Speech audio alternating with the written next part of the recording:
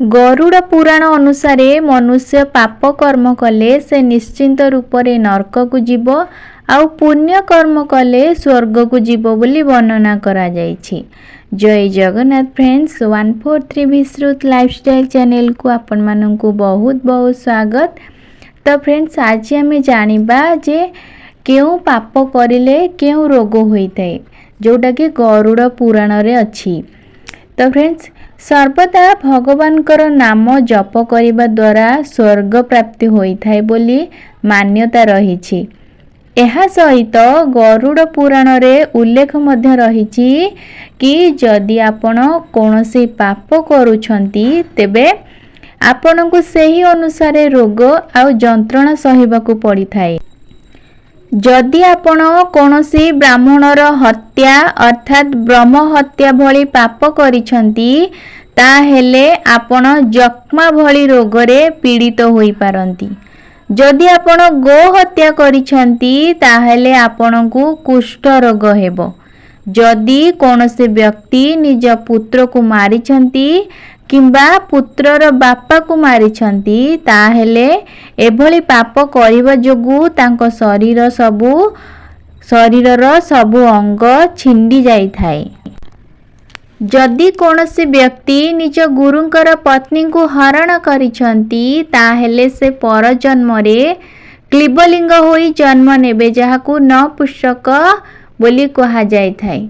जेउ लोक माने स्त्रीर गर्भरे शिशु कन्या रहिथिबा जोगु भ्रूण हत्या करंती सेमाने पर जन्म रे शबर घरे जन्म नहीं थांती जहाकि सेमानक शरीर रे जादू काछु कुंडिया रोग होई थाए।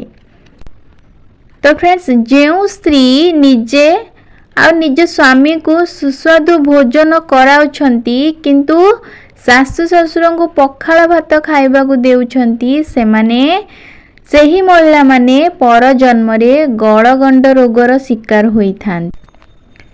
जदि आपण अशुद्ध समय रे पिंड दान करूछंती तेबे चित्रकुष्ठ रोग होई थाए। एहा सहित जेउ माने गुरु को निंदा करि थांती से माने अनेक प्रकारर रोगरे पीड़ित होई थांती। आउ मध्य जेउ माने मिथ्या साक्षी दियंती से माने पर जन्म रे मुक होई जन्म होई थांती। जेउ माने अन्यर बही चोरी करि थांती से माने पर जन्म रे अंध होई जन्म नहीं थांती। ब्राह्मण को गोईठा मारुथिबा व्यक्ति पर जन्म रे पंगु होई जाई थांती। जे ठाकुरंग पैसा खाई थाए किंबा ठाकुरंगर जिनिस चोरी करि थाए से पर जन्म रे चुचुंद्रा रूप रे जन्म नहीं थाए। आउ मध्य जेउ पुरुष लोक निज स्त्री थाई मध्य पर नारी सहित मिसुछंती तांकू चक्षु रोग होई थाए। अन्यर उन्नति देखि हिंसा करुथिबा लोकंकू बात रोग होई थाए। अन्य मानक सहित विश्वासघातकता कले नरक लोक प्राप्ति होई थाए। किंतु आपण ब्राह्मण को किछि जिनिस जदि दान करंती तेबे आपण एही सबु पापरु मुक्ति पाई परिबे। तो फ्रेंड्स आज आम जानिले जे गरुड़ पुराण रे वर्णित अछि केउ कर्म कले केउ रोग होई थाए। तो फ्रेंड्स जदि आज रे वीडियोटी भल लागिछि निहाती भाबरे लाइक करिवे शेयर करिवे और सब्सक्राइब करिया पई जमा भी भूलिबनी। आउ थरे कहि दउछि जदि आपण चैनल रे नुआ अछंती दया करी चैनल को सब्सक्राइब कर देबे। आज रे वीडियो एतिकी। जय श्री राम।